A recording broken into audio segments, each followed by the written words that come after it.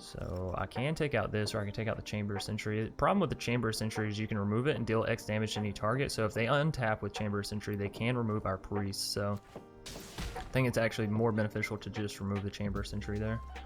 What are we looking for here? Red or black mana? We have 2 sources of red. That should be fine, given all we really have is Mayhem Devil and Claim the Firstborn. So we get down another Priest.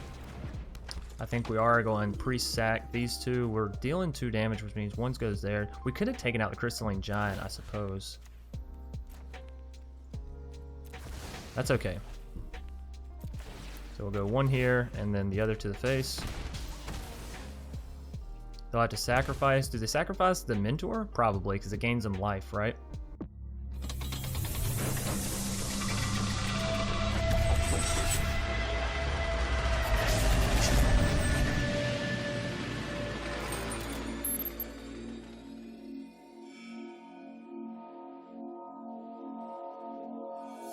What's up, everybody? My name's Chance, and today we're diving into a Rakdos deck that has actually been destroying the meta. It's been destroying Mythic. It's destroyed in my matches today.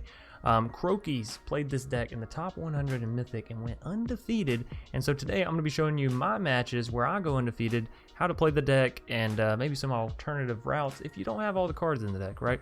So first off, I will note that this is a best of 3 deck. Y'all know me, a lot of the time I do best of 1 decks because my decks tend to be a little bit janky. But this is a competitive deck, and so I'm perfectly fine with playing in best of 3, and I truly believe that you should play a deck in its suited format, right? So if a deck is built for best of 3, then play it in best of 3. If it's built for best of 1, play it in best of 1, right? And so today we are going to be going through the sideboard options here in the beginning. Most of the time I would go through them at the end, and that's usually in the deck tech wrap up where I talk about potential other cards. But this time today for the deck tech wrap up, I'm going to be telling y'all some other options you can use if you don't have, you know, rare wild cards to fork over for a card that is, well, let's face it, going to be rotating in about 3 to 4 months. So all that's at the end of the video. I do highly recommend that you watch all the way through the video so you can get, 1, all the pro tips from the matches that I have to, you know, include and show y'all and bring wisdom about, and 2, so you can get the deck tech wrap up at the end and see, you know, how to play this deck yourself and what cards you could slot in case you don't have all of them. So on into what we're actually playing here today, though. We have 4 copies of Cauldron Familiar and 4 copies of Witch's Oven. It's the cat oven. We love it. It's been here for a minute. You know, you either love or hate it. It has its ups, it has its downs. It kind of feels fun to play, but kind of feels bad to play against. So one of the newer cards that we're going to be playing is 3 copies of Village Rites. As an additional cost to cast this spell, sacrifice a creature, draw 2 cards. So for a 1 mana instant, the value in this card is, it's so crazy. I'm not entirely sure how this made it through. Like, this is such good value that I could definitely see being played for the next year. Almost undoubtedly. It's a common as well, so don't even feel bad about picking it up. Just slap it in there. 4 copies of Serrated Scorpion. It's been a staple in the Rakdos deck since it came out. It's a 1 mana 1/2, so it's great body up against, you know, mono red aggros and all that. Furthermore, it reads, when Serrated Scorpion dies, it deals 2 damage to each opponent and you gain 2 life. So 1 mana card that can come down and potentially, you know, swing in and maybe get 1 or 2 hits, which isn't that much. But again, total that equals up to like 4 points of damage you're dealing to your opponent, and you're gaining life off of it. So again, up against those aggro matchups, you're getting huge value from this 1 mana card, which is pretty much what Rakdos is all about. Like, huge value from playing 1 single card for pretty cheap, right? 4 copies of Claim the Firstborn. We've seen the meta grow towards these low CMC creatures more and more and more and more. And now that we have things like the Selesnya counters decks, and Euro is obviously going to be a staple for a while, Claim the Firstborn is a really, really strong card. So for 1 mana, you gain control of target creature with converted mana cost 3 or less until end of turn. Untap that creature, it gains haste until end of turn. So what you're going to be using this for, steal your opponent's creature, swing it back at them, and then use something like Priest of Forgotten Gods or Witch's Oven to sacrifice their creature. So not only are you getting damage in with them, if you have Priest, you're getting more damage, you're getting card draw, and you're getting mana back, right? So it's absolutely amazing. Speaking of Priest, for those of you that have been hiding underneath a rock or have never seen this card, which is absolutely amazing if so, it's a blah blah blah. It's a 2 mana 1/2 that you can tap, sacrifice 2 other creatures, so you can't sacrifice itself with this, and that's important to note whenever you get in matchups and you're like, ooh, they're targeting my priest, but priest can't sacrifice itself. What do I do? Yada, yada, yada. Anyways, you can sacrifice 2 other creatures, any number of target players. So generally you will be selecting your opponent, but occasionally you can select yourself and sacrifice a creature if you don't want your opponent to, let's say, claim the Firstborn on it, or that's really more niche situations where you'd be selecting yourself, but it is an option. Anyways, each lose 2 life and sacrifice a creature. You add 2 solo, like 2 black mana, 2 colored mana, I don't know what to call it, right? 2 mana, and draw a card. 2 chromatic, is that it? 2 chromatic? Anyways, and then you draw a card, so it's huge value. You're getting to tap, you're getting to deal damage, you're getting to gain mana, you're drawing a card, which, you know, potentially is where you can spend that 2 mana, or maybe you have it serrated in a cauldron. So it's a really, really good card and has been a staple in Standard since, well, not since its set release, but literally the very next set where, well, actually, I don't know if it was popular. We're moving on. Call the Death Dweller. We have it in here as a 3 of.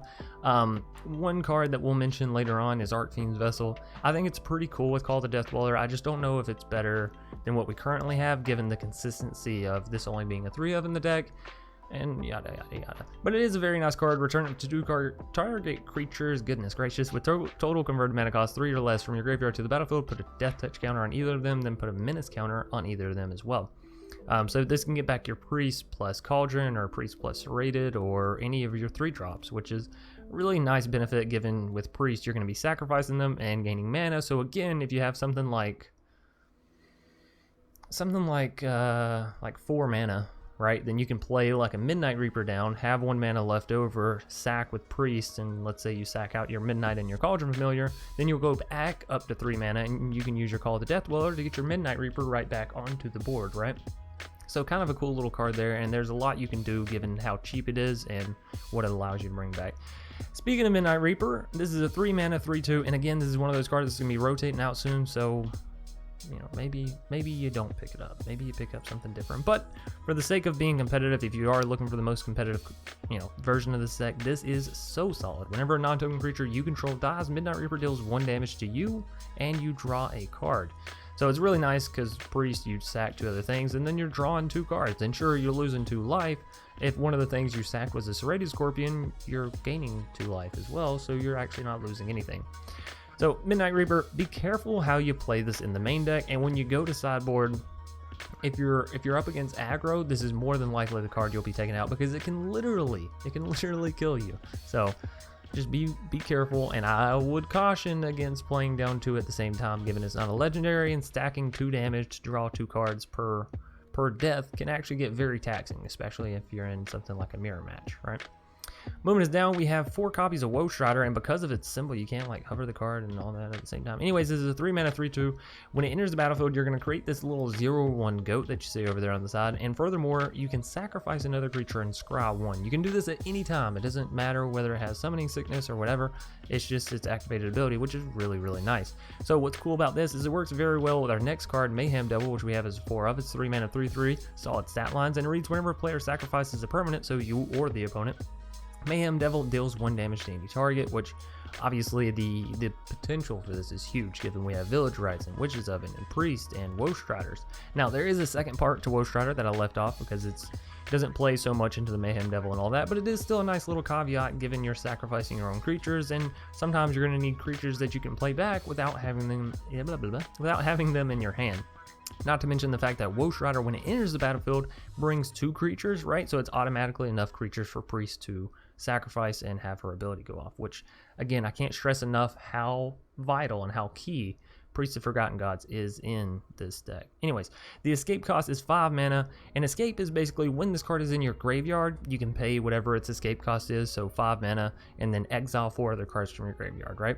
And then you can basically replay whatever card that has the escape on it. So Woe Strider escapes with 2 +1/+1 counters on it, so it comes back as a 5/4, comes back as a more solid body, which can actually swing in and deal, you know, literally, what is it, 1/4 of your opponent's life total?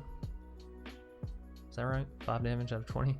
It's late, okay? It's very late when I'm doing this video. But anyways, Woe Strider, it's fantastic. The fact that it can give you immediate procs on the Mayhem Devil, or the fact that it can immediately sack out, you know, your Priest if they go to remove it or something like that. It's honestly a beautiful, beautiful card.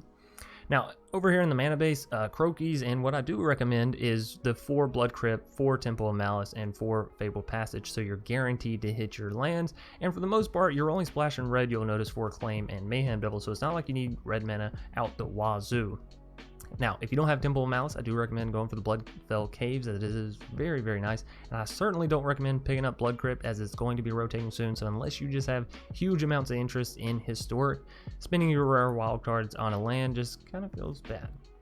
Anyways, we're going to hop into this sideboard because, again, it is best of 3, so this means you're going to be needing to use this sideboard if you choose to play in best of 3. Anyways, Soul God Lantern, we have it over here as a 3 of. Typically, the deck runs Gigantha as its companion, given it can, and if you can have a free creature sort of chilling that you could potentially spend 3 mana and then 5 mana and just have it down when you would otherwise have nothing, you know, just have a blank hand, that's really good.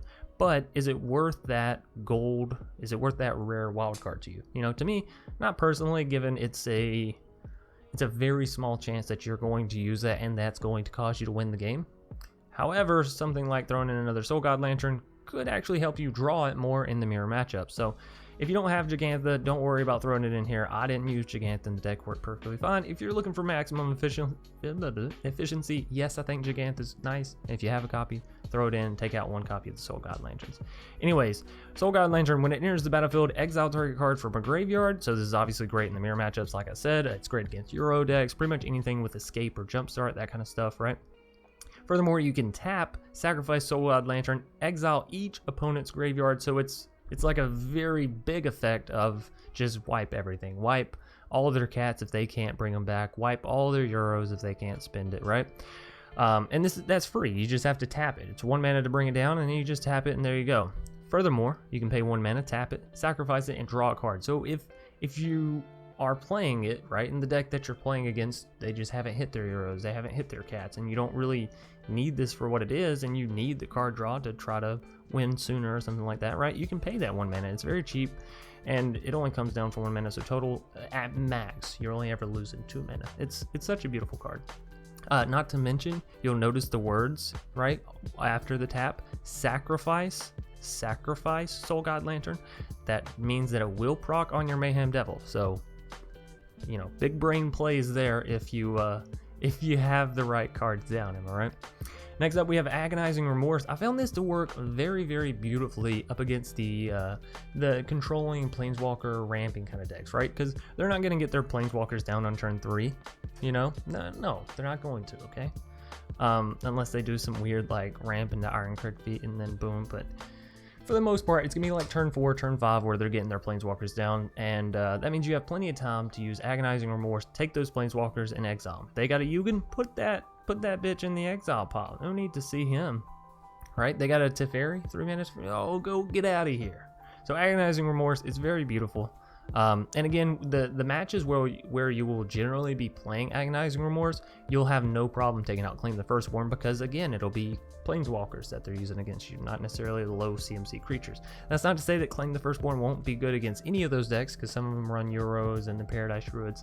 So you really got to feel out your opponent a little bit when deciding to use this card, but for the most part, you're using it when you're up against a slower match player to take their bigger value cards that, well, you taking their bigger value card for only 2 mana is a huge advantage, as opposed to having to wait for them to get it down and then trying to figure out a way to remove it. Speaking of removal, Noxus Grasp is an instant speed, destroy target creature or planeswalker that's green or white, you gain 1 life.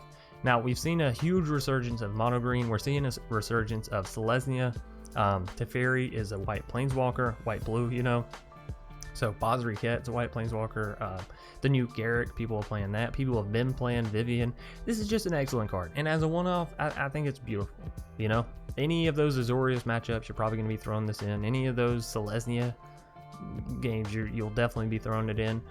So yeah, Noxus Grasp, it's a solid card. It's a solid sideboard card. I don't recommend you run in the main board unless you're just hating the Teferis that day, right?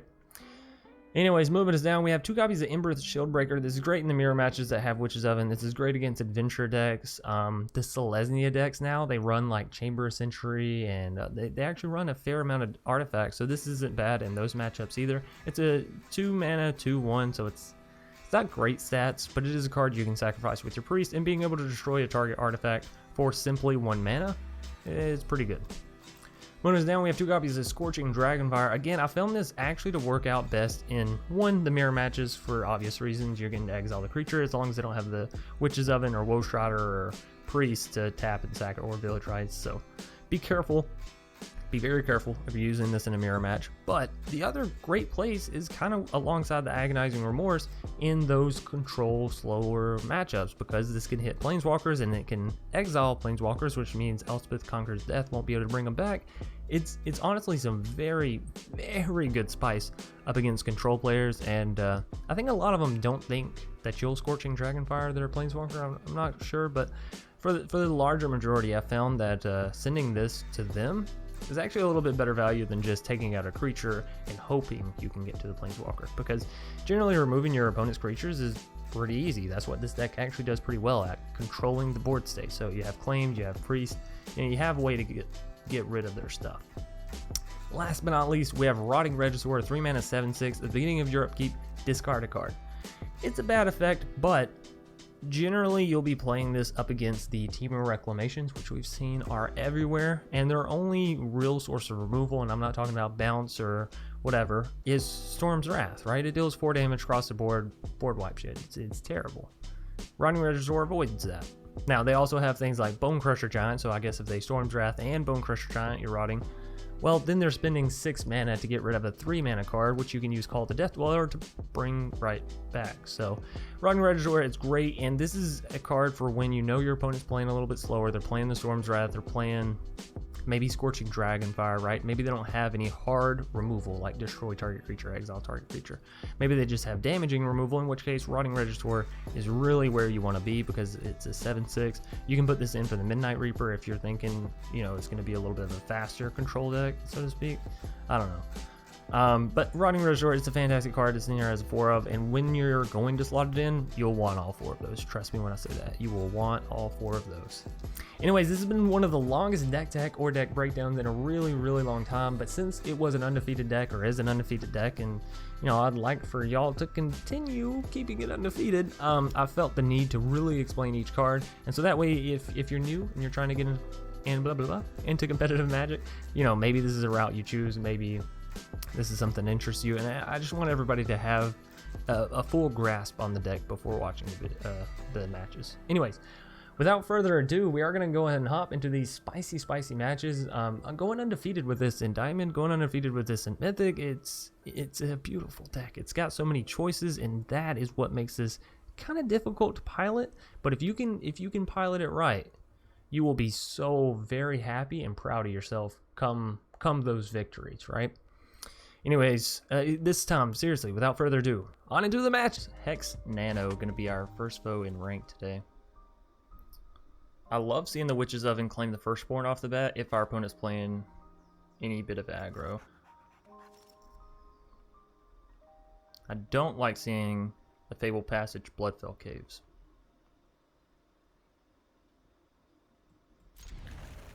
Probably going to go for Bloodfell Caves off the bat. That way, come turn 2, we can either get down both Witch's Oven or get a Witch's Oven and a Claim. So, but then Priest shows up. I think Priest is a much better target to get down, especially given our opponent's playing the Selesnya token counter deck. I mean, we could also at the same time claim the Firstborn, but I don't think we need to necessarily on the Wildwood Scourge. Not yet. We also have to remember they probably have Heroic Intervention in their deck. So if they're showing 2 green mana, we got to be a little cautious about using things like Claim the Firstborn, right? Chamber Sentry. So this is, I believe at least, that this is CGB's list. Let me turn down the volume in my headphones.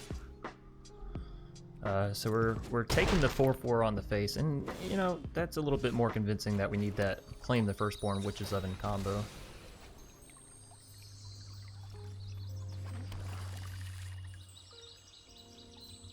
In the same regard, though, we could go Priest next turn, set ourselves up pretty well for the Claim.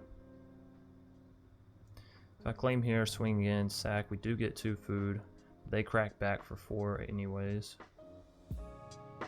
If I wait and use priest claim, we take out 2 of their creatures guaranteed.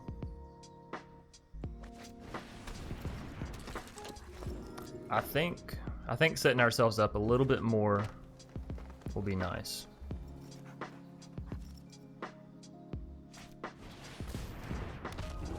Crystalline Giant, alright. And if we can hit something like a Woe Strider, that'd be nice, obviously, as well.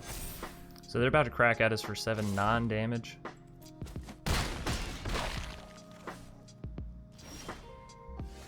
Fabled Passage. Well, another land ain't bad. We do have to go for the claim for sure. Need to claim for sure. If I put down Midnight Reaper, I think we might be going too low. If I claim plus use Mayhem Devil, sack with Priest, we're getting 2 procs off there, so we can kill the Chamber Sentry. Plus we're killing the Wildwood, plus 1 more creature. That might be enough to actually shift the tides of the game, so let's try that.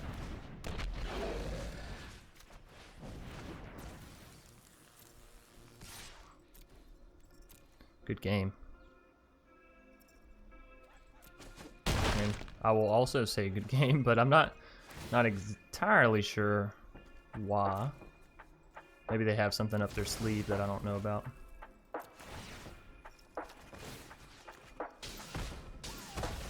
So they sack out the Raptor.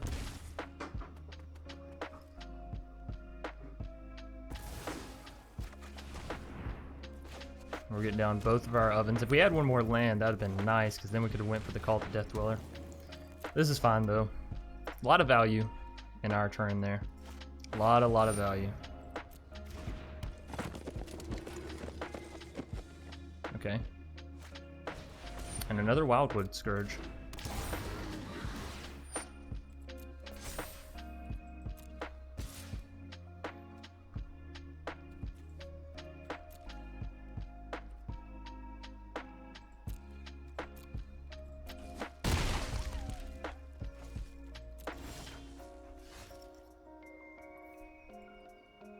Oh, I was just going to use Call the Death Dweller to pull back our Mayhem Devil, so the fact that we drew into a Mayhem Devil actually really sucks. I was hoping for either Claim the Firstborn, Serrated Scorpion, which Cauldron's Familiar, anything except for a Mayhem Devil, actually. Anything.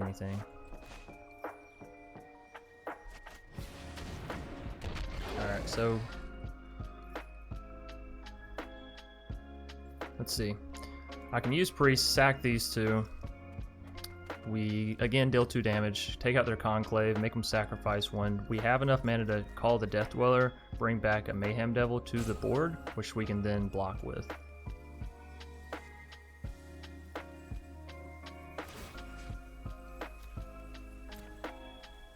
I think that's the correct play. There is something to be noted for taking out the Wildwood Scourge as well, though.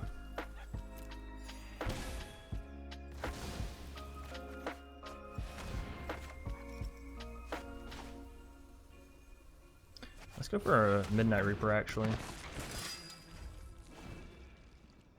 Allow us to draw a card off of its death. Thinking. Why don't they have a "you're good"?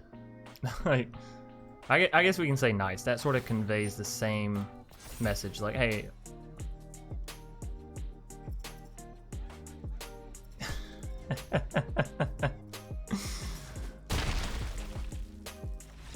Alright, well, sometimes the Crystalline Giant just hits it for you. You know what I mean? That's alright. So, seeing that they are playing Crystalline Giant, they have Chamber Sentry. I think the Shield Breaker can come in for sure.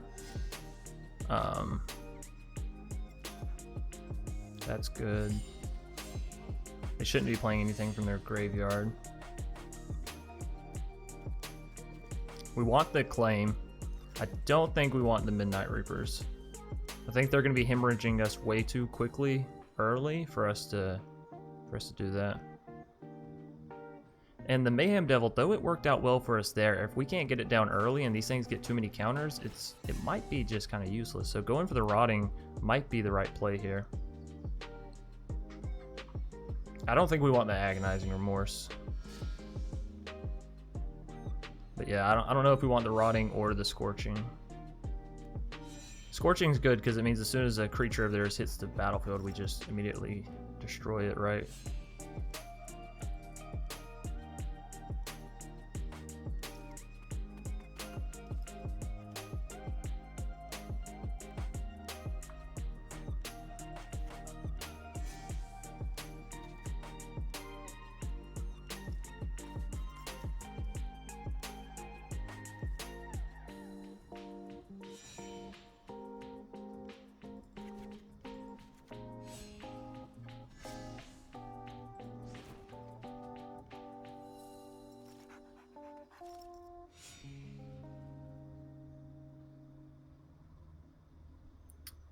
Problem with Scorching is once we hit mid to late game, it's useless.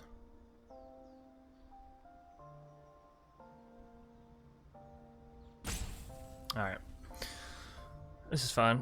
I went back and forth on the Rotting, whether or not it'd be better than the, what's it called, but we'll see. That's the thing with piloting a new deck. I feel like figuring out the sideboard is honestly one of the hardest parts. Yeah.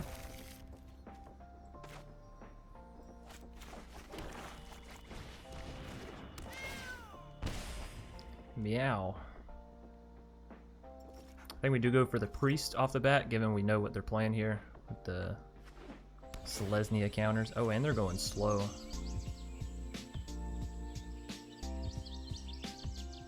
Taking it nice and easy. That's what I like to see. 2 Witch's Ovens. That's not bad, given we already have a cat on the board. That's a lot of, like, free damage, you know what I mean? A lot of free damage, a lot of free life gain, so... could prove to be very, very beneficial for us.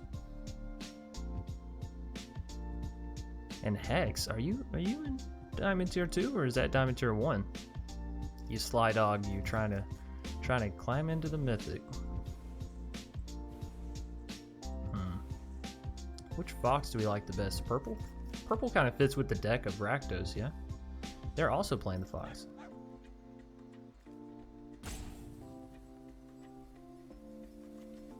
Trying to figure out what to do. I can understand that sentiment. Conclave Mentor. Ah. Serrated Scorpion. So we could go for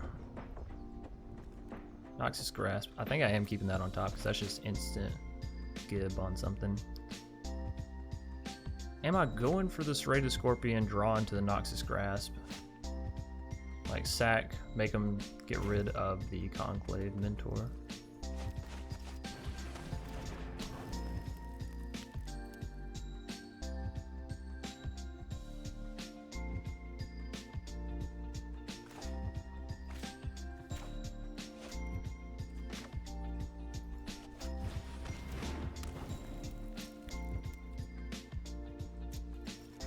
I think this makes the most sense. Next turn we'll still have 3 mana, which means we can play this Serrated plus the Noxus Grasp. We have the Cauldron Familiar to chum block to the Conclave and then sack with Witch's Oven. And what they put down could warrant me to want to play the ooh, Sorcerer's Spyglass. So we'll definitely need to get our Shield Breaker out here. The super unfortunate thing about Sorcerer's Spyglass is you don't know what they're naming until they enter the battlefield with it. So you can't do anything, you know? You could assume that they're going to name Witch's Oven, but it's a rough assumption. Anyways, we're going to take the 2 from the Conclave Mentor, and I think we'll be alright still. Woe Strider. Woe Strider is nice for our Priest, so that's fine. So what we do here is Noxus Grasp, the Conclave, and then Serrated Scorpion comes down, and we sack Cauldron plus Scorpion to get rid of Pelt. Alright, but before any of that, we don't want the Pelt Collector to get boosted up in power level, right? So we swing in with the Cauldron Familiar now while it's a 1-1, so they're not tempted to trade out. And if they do trade out, fine by me. Then we just traded a Cauldron Familiar for a Pelt Collector. We still get the Serrated Scorpion, and we're still destroying the Conclave Mentor. So, yeah, I don't see a bad thing there. We could also just play the Serrated Scorpion, sack the 2 of them, and get down a Woe Strider.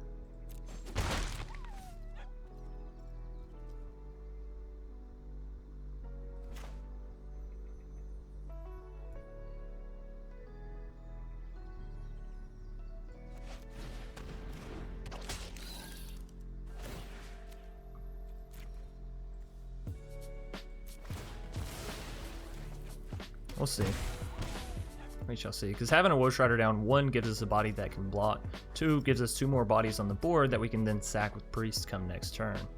So if I go ahead and play it in here, we're getting advantage of the Priest mana that we're gaining, but we're still being left with 1 mana. I just don't know that I want to Noxus Grasp the Conclave Mentor quite yet, you know? I think there may be better options for us in the future. And we're doing fine right now as far as dealing damage and all that, so it'll be alright. Would love to see an Embrace Shield Breaker so we can, well, break that Spyglass. Then we could sack the goat, get our cat back. Oh, that would be beautiful.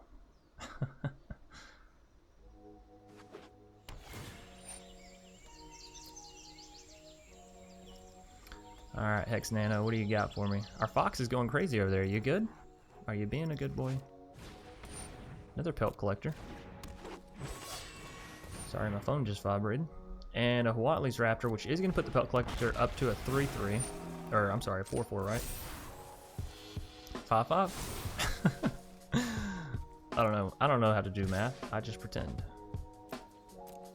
You take that damage. You take that damage and you never look back.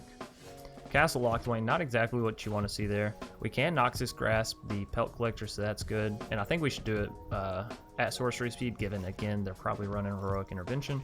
So we kill that, and we're left with the 3-2 and a 0-1, which we could sack with Priest to try to draw into something. I think we want to. So destroy this here.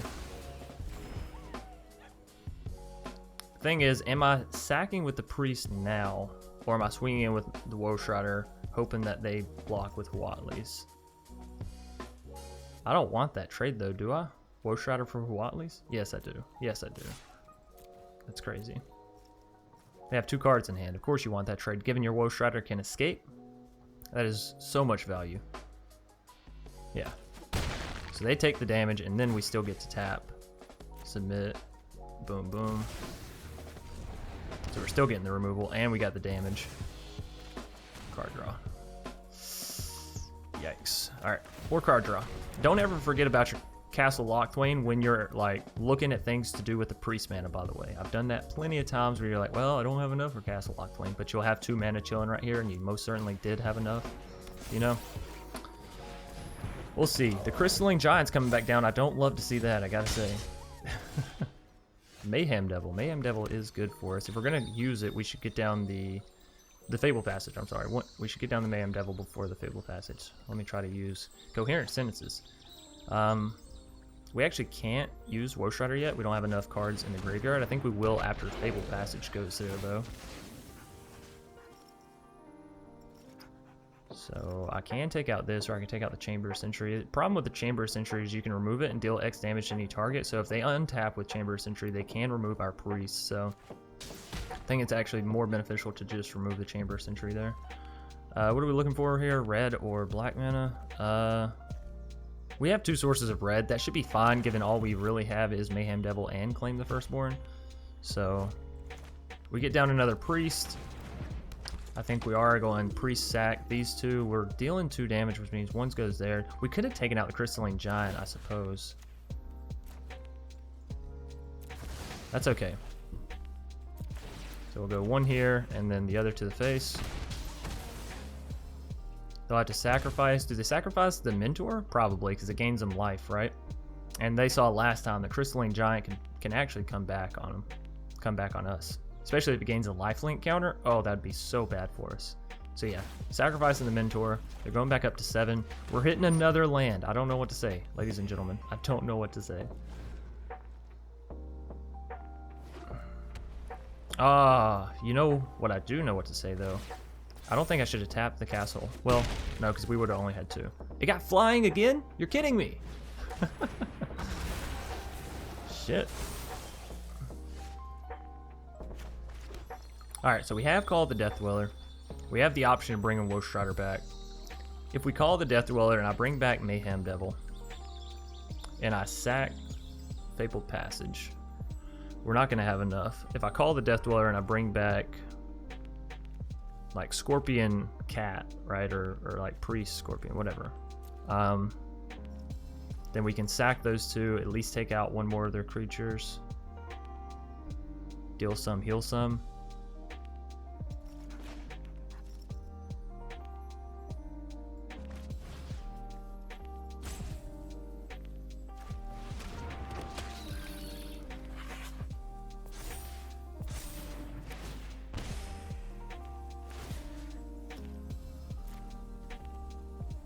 This is going to deal 4. They're going to be down to 2 life. Which means if we can get a Claim the Firstborn, we can win, right? Come on, claim. Claim, claim, claim, claim.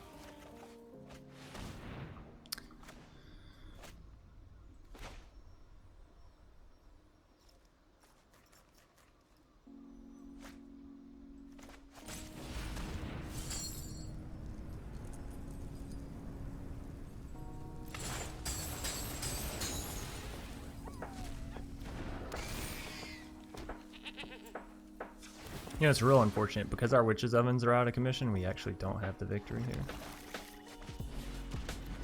Yes, we did. No, we didn't. No, we didn't. Sorry. Quit letting me blow smoke up your ass. They're down to 1 life though, so what do they do here?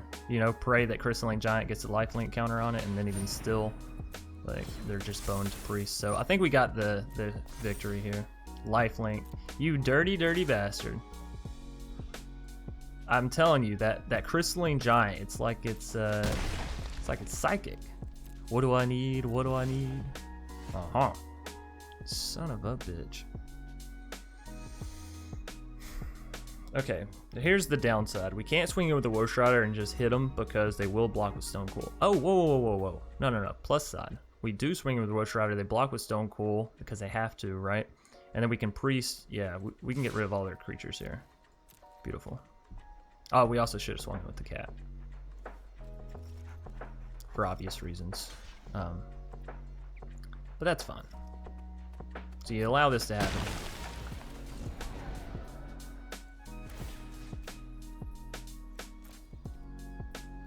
Oh, right. Don't end the turn, Chance. You skipped your attack phase like a doofus.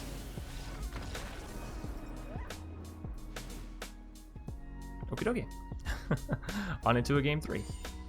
I don't think we need the Soul God Lanterns. I think the possibility of them getting back, what's it called, is so very, very low.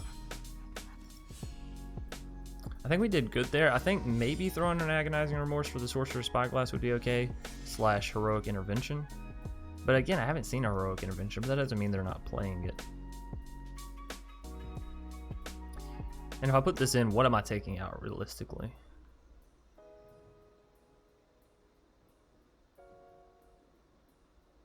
Nah, I like our deck as is. It's way too good against this Selesnya counters deck.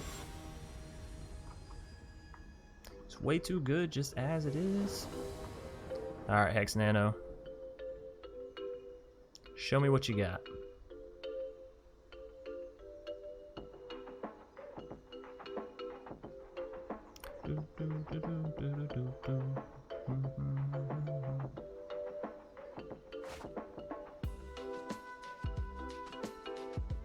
I don't love the Fabled Passage, but Claim, Priest, Witches, Wosh Rider.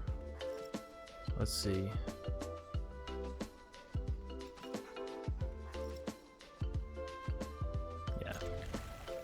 Yeah, that's a keep. Being able to claim their creatures and then sack them with Priest is really nice. They're also starting out slow here. Do I shock in the land to get down the Witch's Oven?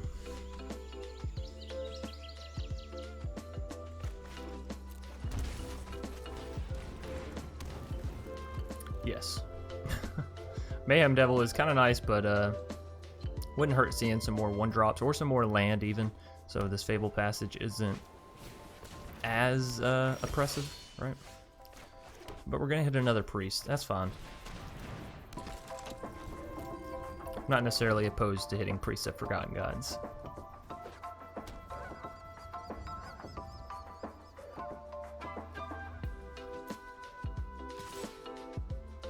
Okay. Okay.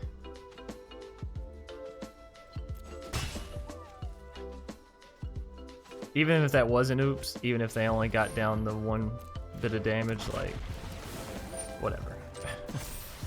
You're crazy if you think I'm trusting that. So bad that we have the Fabled. Otherwise, we'd be able to claim plus put down a priest and go ham. I think I do want this because it means if we can draw into a land come next turn, I can use Mayhem plus claim. And I don't think I want to use this yet. I think I do just want to get another priest down, even if it means we're hemorrhaging a little bit.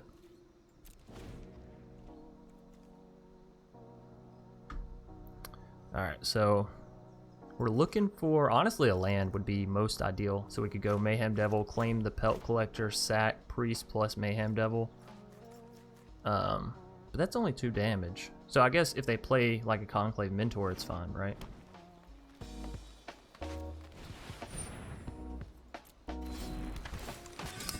That's great for them. That is fan-fucking-tastic. No, no! Why? Hex Nano, you spread it out. You spread it out.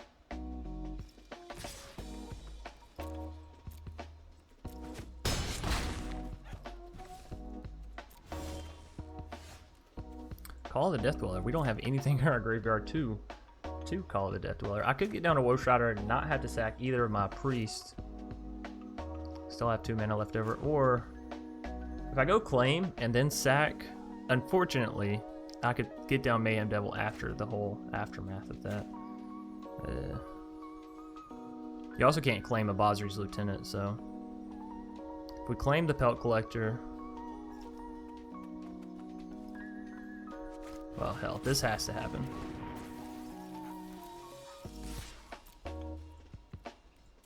This is like guaranteed what's happening.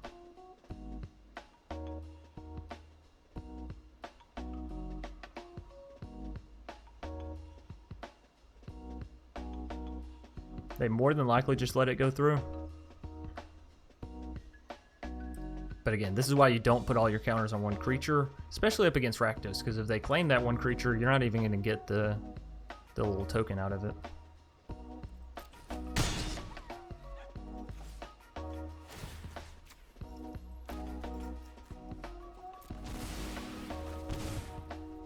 So they take out the Raptor here, right? Oh, phone's going off. We're up to 4 mana. I think I'd go for a Woe Strider here, actually. Mayhem Devil is good, don't get me wrong. But the Woe Strider gives us a creature that we can chum block with and don't have to actually lose a body. Whereas if we put down Mayhem Devil will have to chum block to Basri's Lieutenant because we're starting to hemorrhage too low. Or if they have any removal or any of that. I guess it wouldn't have to, but either which way, Glass Casket coming down on our Woe Strider. Right? And I'm almost tempted to not sack our Woe Strider with the Witch's Oven because if we hit something like an Ember's Shieldbreaker, breaking that Glass Casket just gives us a Woe Strider back for free.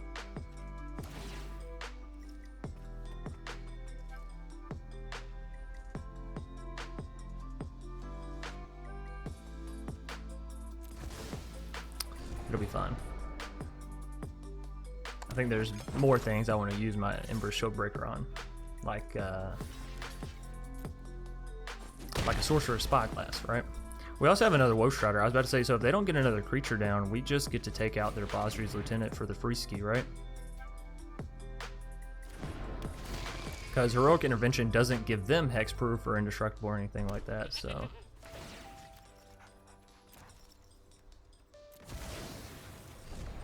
Give me a land here, actually. If you give me a land, I can play the Call of the Death Dweller.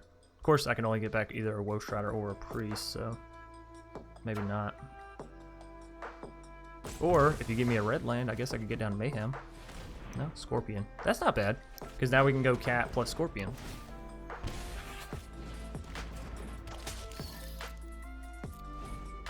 Cool beans. So, opponent actually doesn't have anything on their side of the board past the Pelt Collector. And a 1/1. And a teeny tiny little 1/1. Cool beans. Hex Nano. Scooping it out. And we're picking up our first victory with Rakdos Sacrifice. So you're always going to want to play first with this deck, right? That's not keepable given they're playing Yorion.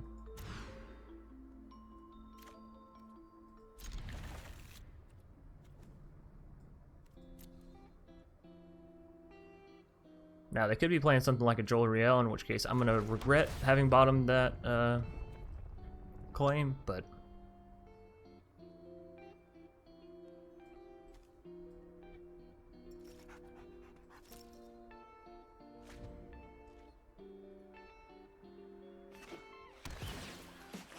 I just think there's better things we could see than the Scorpion. Like a cat. Like a good old little kitty cat.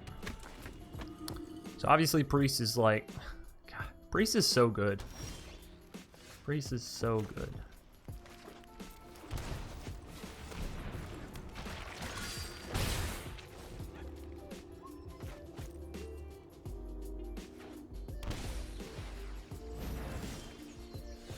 Just immediately put Yorion over there.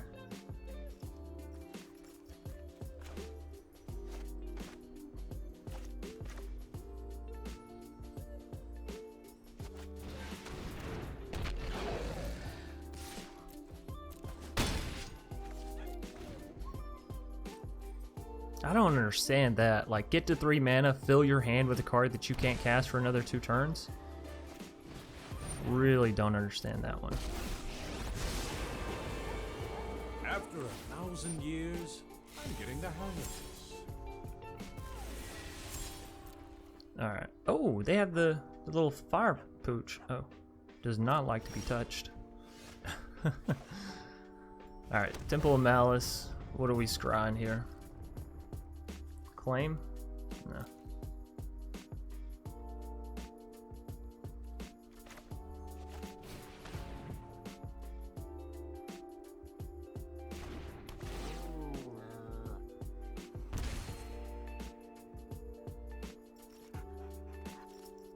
If I swing in with both my creatures, they go down to 5 health. If I Village Rites the Cauldron Familiar, they're down to 4. If I sack both with Priest, that's lethal.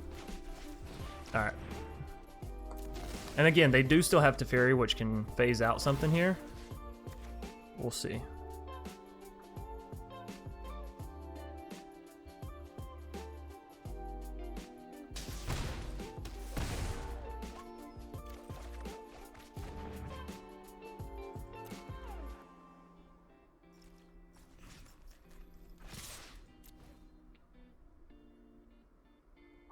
Alright, Teferi. Do your phase out. Do we allow it to happen or do we sacrifice? I think we most certainly allow it to happen.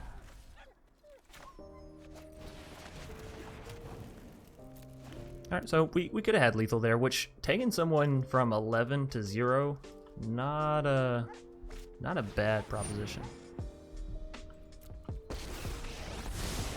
I know my responsibility. Oh, Teferi. I've got time.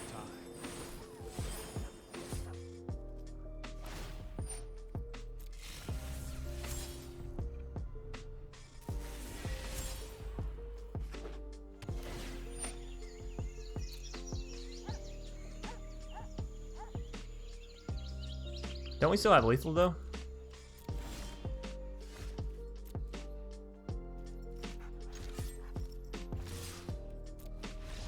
Yeah. Wait a minute, all we have to do is swing in and sack. Alright. Fortunately, we didn't get to see too much of what they're actually playing. Besides a whole bunch of planeswalkers, right? We want the Dragonfires for sure. I didn't see any artifacts, but that's not meaning they're not playing them. They do have access to Storm's Wrath.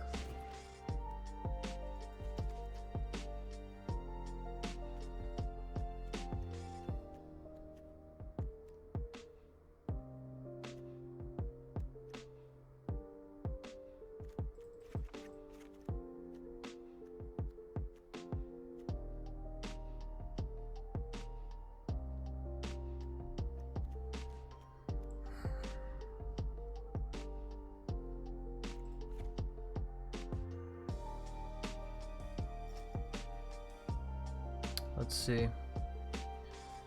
You definitely want the Scorching Dragonfire given the number of Planeswalkers they're playing.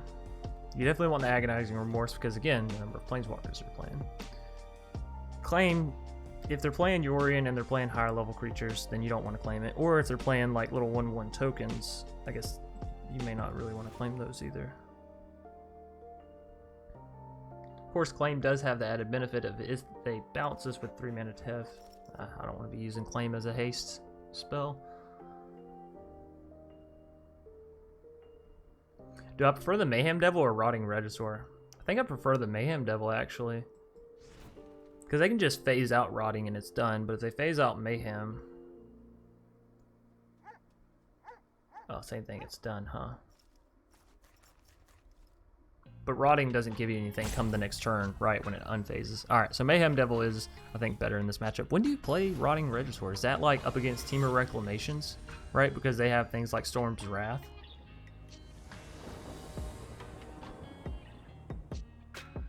Probably. Probably. 2 Agonizing Remorses in our starter hand. But the lands are looking a little fucked. I'm going to keep it. Because, hey, we sideboarded these in for a reason, right?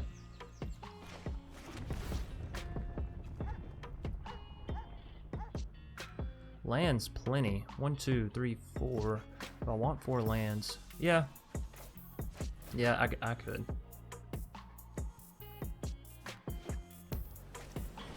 Growth Spiral. Okay.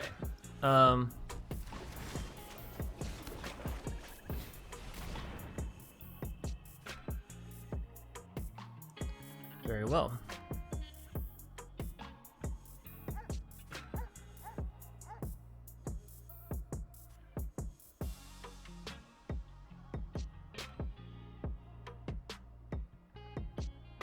Shatter doesn't affect us that much. Dovin's Veto doesn't affect us too much. Risen Reef.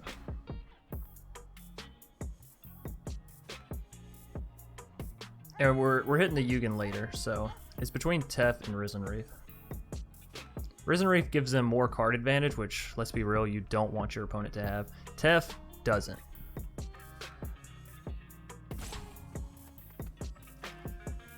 If I don't take out Tef, though, it's going to be much harder to remove than the Risen Reef.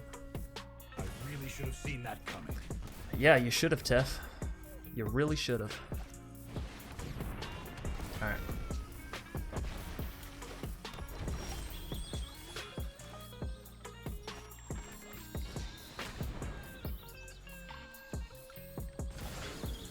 Easiest decision of my life.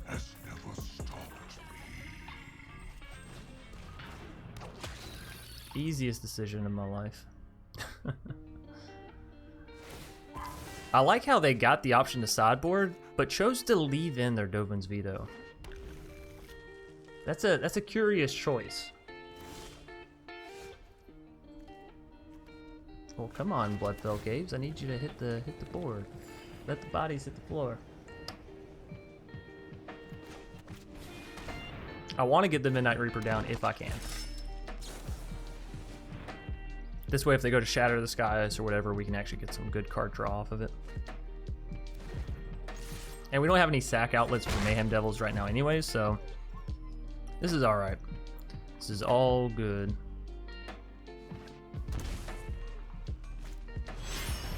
Yorion gonna re-enter the Risen Reef.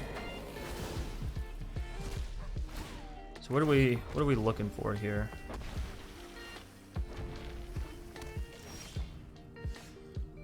Not really.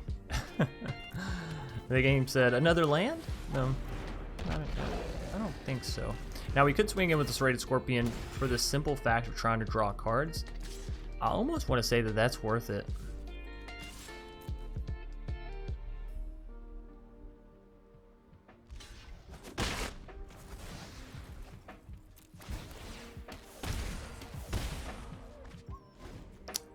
Yeah, really happy I did, because if I had hit this land come next turn, I'd been super pissed.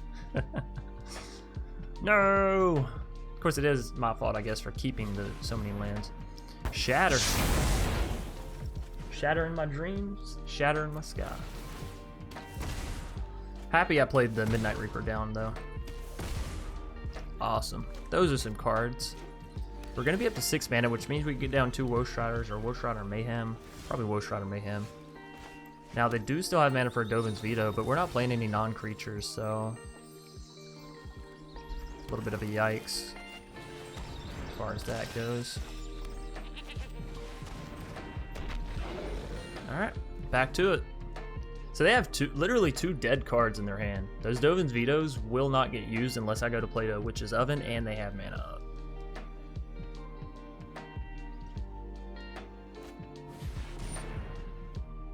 How did Yorion get back to their sideboard? Or did they play that other Yorion from hand? I protect that which cannot protect itself. I protect that which cannot protect itself. Harness the elements. If they swing in, we definitely block with Woe Strider. Okay.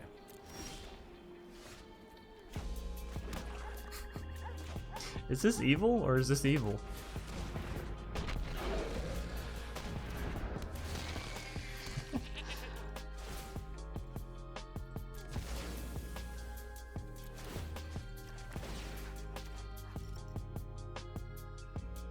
Feels evil. No. I love Castle Locthwain. Of all the lands that I could draw, that is the one that I want to draw. But still no. So one there, and then these two are hitting Nissa in the face, so that's guaranteed 6 there. So we're just gonna send this damage to the face. Cauldron Familiar. I want a Priest. Yeah, I want a Priest. I don't want a Cauldron Familiar.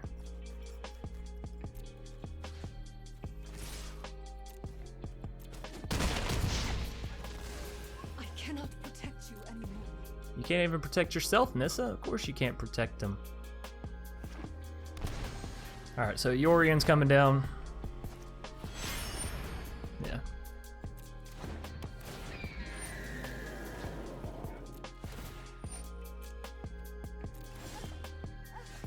Scorpion. No, they're just going to concede, so we're 2-0 with Rakdos Sacrifice. It feels really, really good. The Dutcher?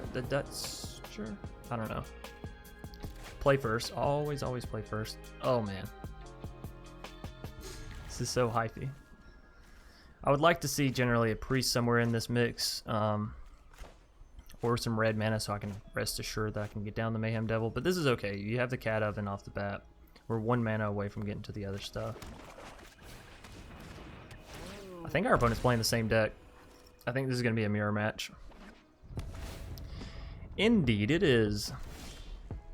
Alright, well, if we're in a mirror match, the best thing we can do is get that damage early and keep ourselves from taking as much damage as possible, because ultimately that's what these mirror matches come down to, is who can combo up the most damage the quickest. Son of a bitch. The fact that they got a Priest already, I'm not happy about. But we can throw down Mayhem Devil, sack Cat, sack Food, kill Priest, so.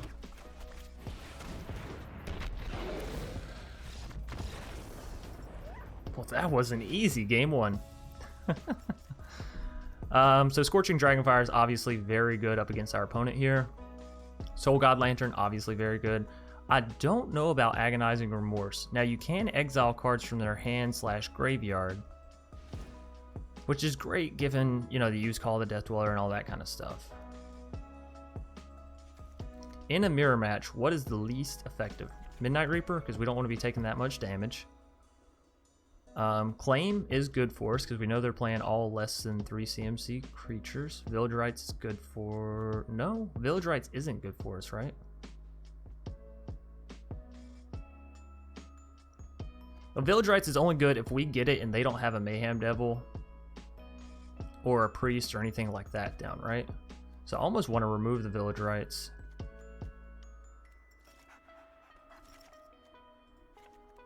It is great card draw, though. We literally just took out all of our card draw if we do that.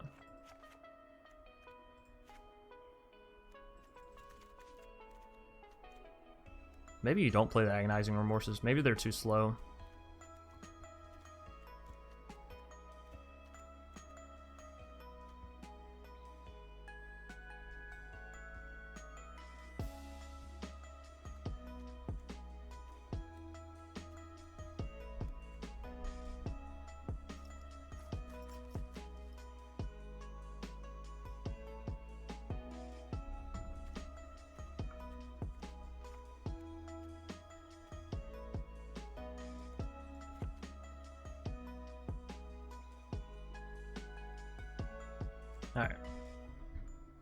I still don't think Village Rites is that good in the mirror match. If they go to make you sacrifice with Priest, you're not going to be like, okay, well, I'll sacrifice 2 creatures. If they go to have a Mayhem Devil on the board and use Village Rites, they're getting the damage. It's just, I think it's very risky. I'll say that.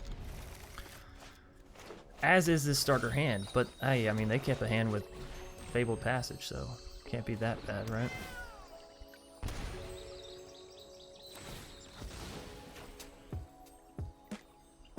I guess I shouldn't hold up the swamp, just in case.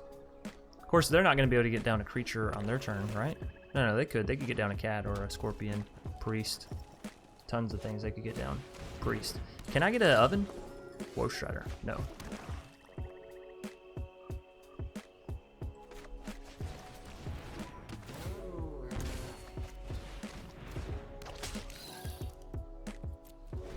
Alright, so we're looking for red mana.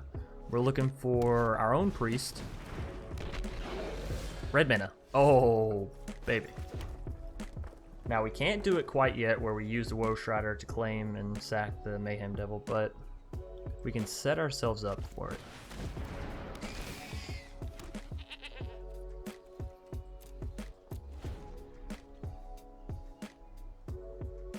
We had to get rid of that Mayhem Devil, by the way.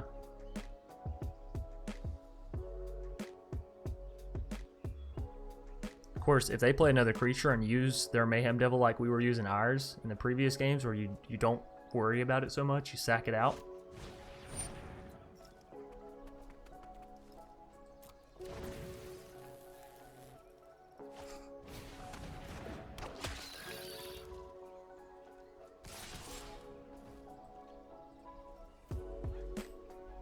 I don't think we're coming back from that.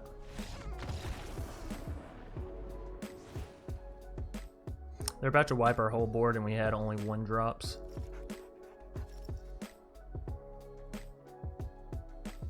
That is a bad thing in the mirror match. If you draw poorly and your opponent draws well, it's over. Because all the techniques you would use to get back in the game, priest, sacrifice, draw cards, gain mana. Well, they have a Mayhem Devil, so sure, go ahead. Sack 2 things and let them destroy your priest with their Mayhem Devil. I just don't think a mirror match is super easy to pull out. This is... God, this is so frustrating.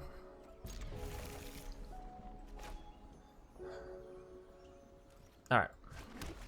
If we lose to a mirror match, though, doesn't the deck still go 3-0? Like, in all technicality, doesn't the deck still go undefeated if we only lose to the exact same 75 copy card of the deck? 75 card copy of the deck? Now, granted, obviously it's not 75 because we don't have Gigantha, but you know what I mean. We get down our own priest and we pray that they can't have 2 creatures come down on their turn. That's all we can do, really.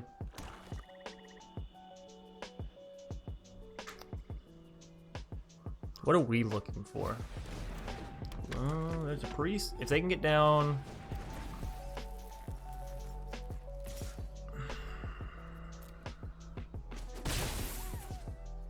Okay.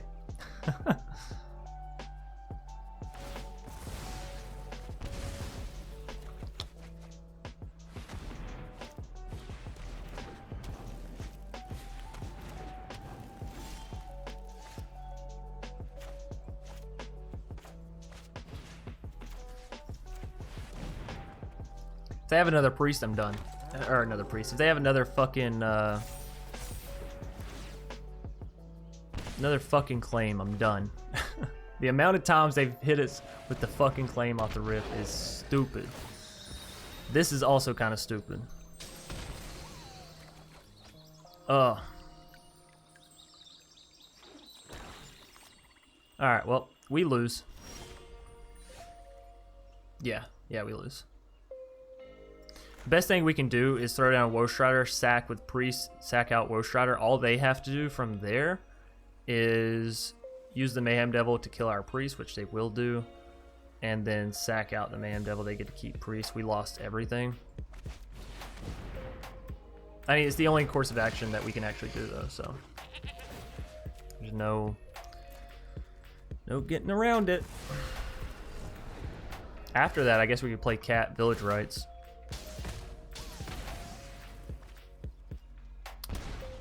Yeah. You sacked your priest. That's interesting.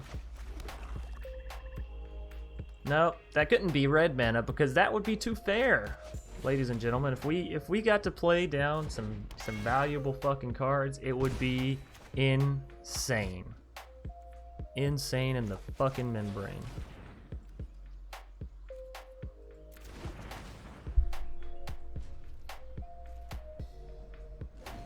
Alright.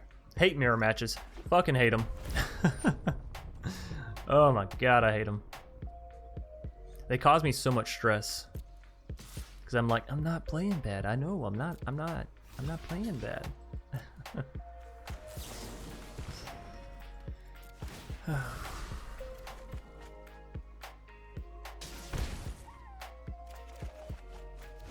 Double Priest is really nice. Double Priest is really nice. It's unfortunate that they have 2 Witches Ovens though, so at any point they could kind of sacrifice something.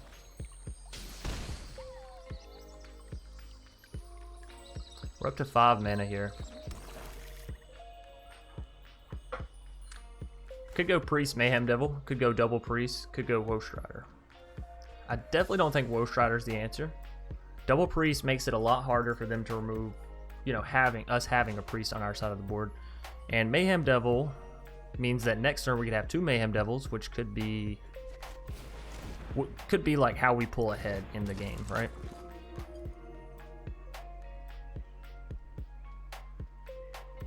I'm going risky. I'm going for the double Mayhem Devil.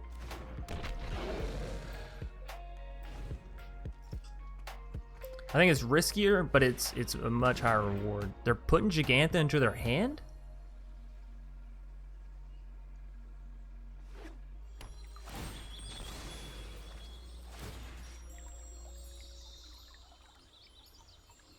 If they're sending that to face, they don't have any intention of sacrificing anything else. Otherwise, they would have sent it to the priest.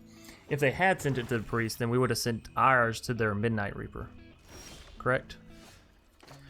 Correct the mundo. Now, unfortunately, when we go to sack with our priest, their Mayhem Devil will get enough charges to kill our priest, so we don't want to sack our other priest, right? That's kind of the problem. We could get back Woe Strider, sack those 2 things off that 3 mana. We'll have Mayhem Devil, or if I go Mayhem Devil here, play other priests, we are having to sack a Mayhem Devil. All right, let's go for the Woe Strider. I think 2, 4. We might should have gotten rid of a cat there in our graveyard instead of the other priest.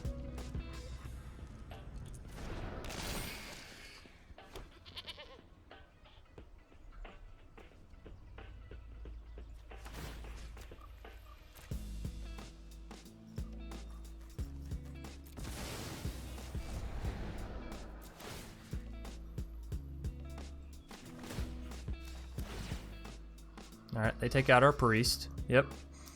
Yep. No, they take out our Mayhem Devil?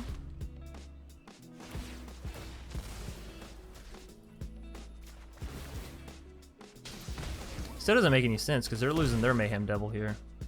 Were they just trying to be cheeky or something? Like, I don't completely understand. I guess we should have sent that damage to the face, but had we not, they may not have been tempted to do what they did, right?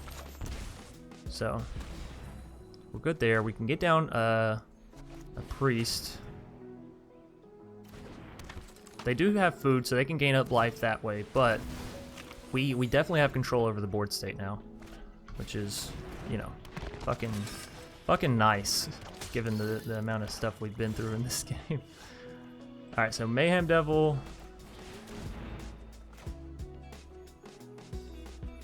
All right, so Mayhem Devil. I do want to claim, no, they're just going to scoop it out. Alrighty, we are 3-0 with Rakdos Sacrifice, climbing from halfway through Diamond Tier 4 all the way up to halfway through Diamond Tier 3. Alrighty, you made it all the way through the matches. First and foremost, I'd like to say thank you. If you watched my goofy ass for a whole hour, well, that's an accomplishment in and of itself. But if you enjoyed, you know, please be sure to leave a like down below. Comment in the comment section if you have any suggestions on, you know, my style of video or the deck or really anything. If you're looking for more content and you're new here, I recommend subscribing. It's free, so it's a great way to support the channel, and it'll give you an update whenever I post videos and post posts if you click on that little bell icon that pops out after you hit the subscribe button. So, you know, that's awesome.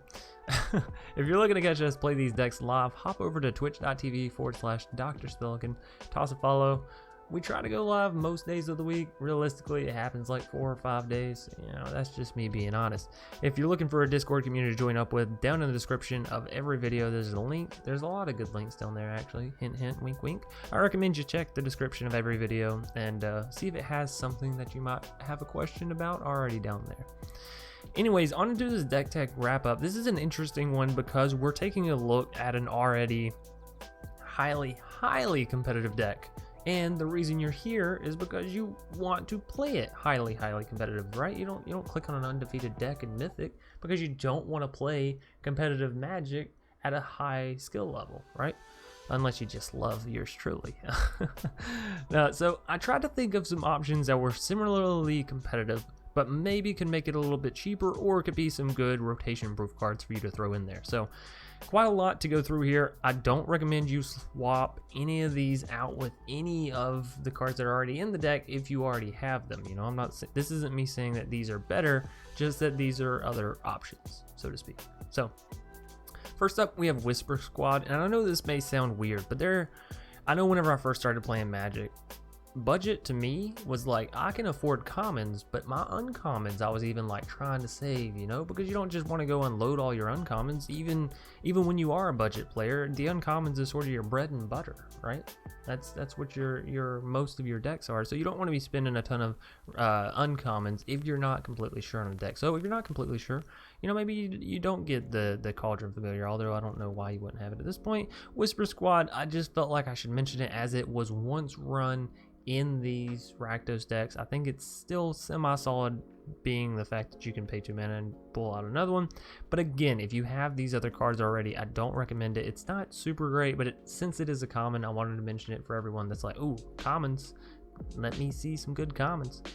So moving us down, we have Weaponize the Monsters. This is one that A, will be rotation proof, and B, is not 3 mana, and it's not a rare, right? It's not a Woe Strider, it's not a Midnight Reaper, it's not a Mayhem Devil, which again is an uncommon, but it's an uncommon that's rotating here in a few months, so people may not want to waste it on that. Whereas this is an uncommon that, well, is rotation proof. So for 2 mana, sacrifice a creature, weaponize the monsters, deals 2 damage to any target.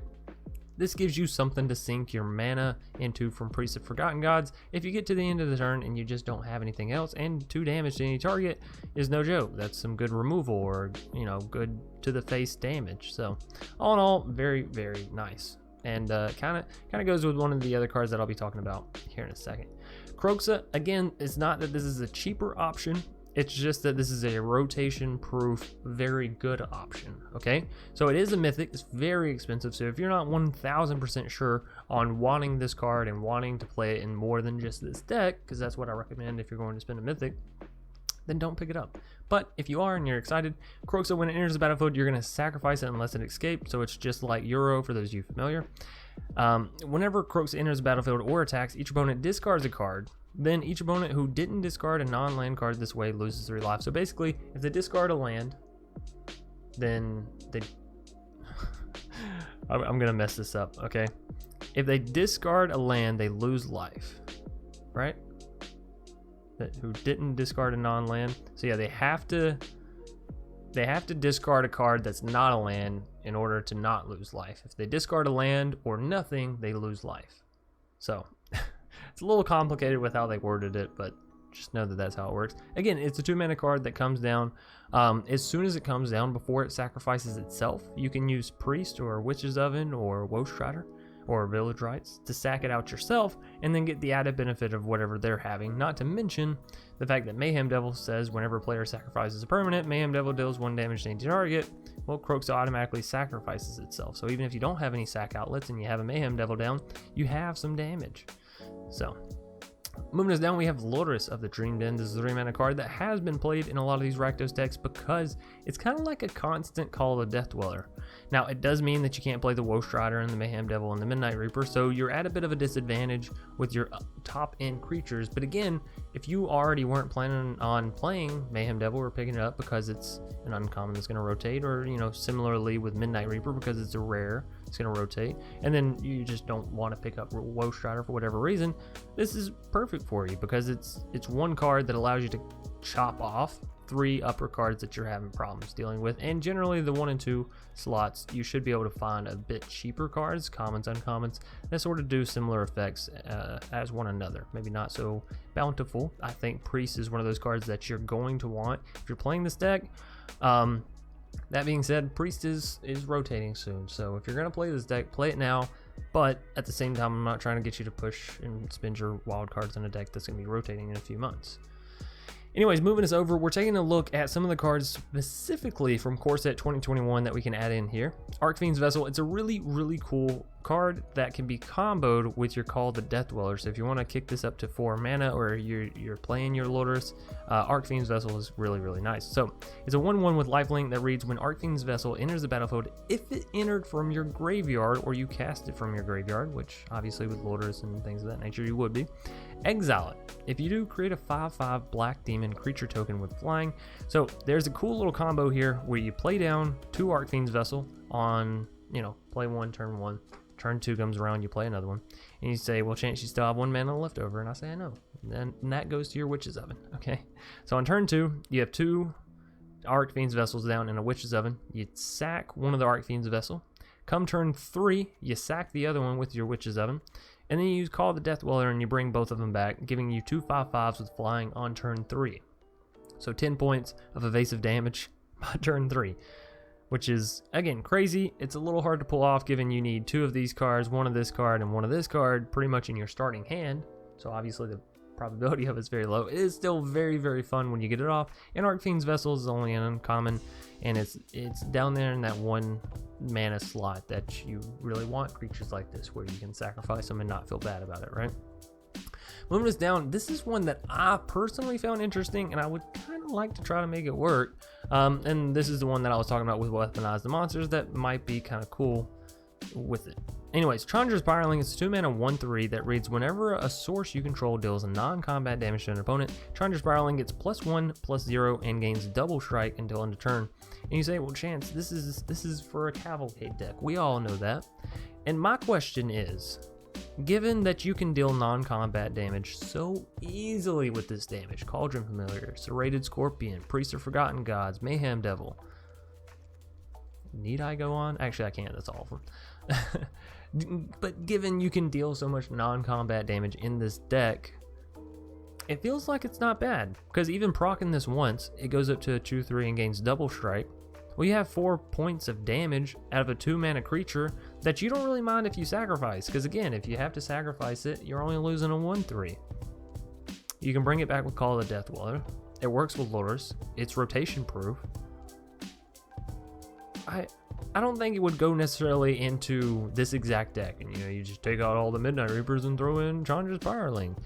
But I do think that there is some merit here, given it's such good value for a 2-mana card, and if you can proc it, if you can consistently proc it, it's beautiful, right? It's absolutely beautiful. 2-mana uncommon. I would think about it, and especially if you're missing out on some of the rares here, Chandra's Spiraling could be what does it for you. Moving us down, in the beginning, I made kind of a big deal about not picking up Midnight Reaper because of its effect, and it can potentially kill you, and the fact that it's rotation proof. A lot of people have been having some hype about Liliana's Standard Bearer, and for good reason. It has flash, it's a 3/1, so it's a solid body as far as damage goes, kind of. I mean, 3 mana for a 3/1 is not generally where you want to be at, because that's a lot of mana for something that has very little life. One tick from a Mayhem Devil if you're in a mirror match, and boom, Liliana's Standard Bearer, dead. 3 mana, I won't say wasted, because you do get the card draw, but you get what I'm saying. Now, the nice thing about Liliana's Standard Bearer is it doesn't deal damage to you like Midnight Reaper does, so it has its pros, it has its cons. Anyways, it's a flash creature, and it reads, whenever Liliana's Standard Bearer enters the battlefield, draw X cards, where X is the number of creatures that died under your control this turn. Now, given you're trying to sacrifice creatures with Priest and with Witch's Oven and Village Rites and Woe Strider, you know, you could get that up to 2 or 3 fairly easily. Not to mention, you know, you're getting the procs off, so you're getting the food, or you're you know, making your opponent sacrifice a creature and lose life, and you're drawing a card and all that. You're getting some added benefit out of it, but then you're also getting the added benefit of drawing the cards, and then you're also getting the added benefit of having a 3/1 creature, which again can potentially fuck your opponent up.